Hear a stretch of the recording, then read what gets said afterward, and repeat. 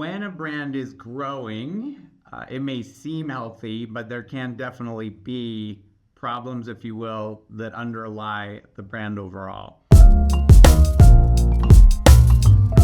One may be that the brand isn't really well established or distinct in the consumer's mind.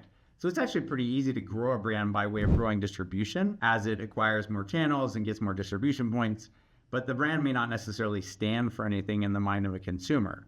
It's possible to see a growing brand that isn't necessarily all that distinct in the market and may not have a really strong position relative to the competitive set.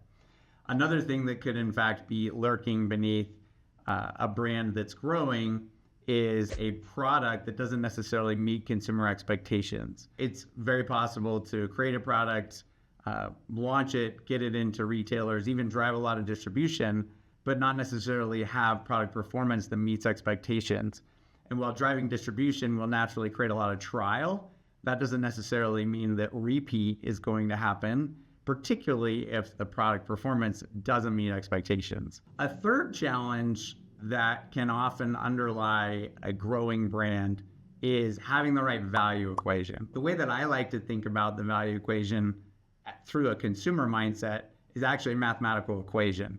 So if value equals benefits divided by price, you can think very differently about how to make sure that your product delivers a strong value equation as opposed to simply thinking about the price point. In fact, what I like to say is if value is equal to benefits divided by price, focus on the numerator. Brands that do a really good job of focusing on the numerator and making sure that the benefits that they provide relative to the price point are meaningful, relevant, differentiated, etc., then the value equation for the consumer can in fact be really strong. And you can see how brands that may in the absolute seem really high priced actually do in fact deliver a strong value for the consumer.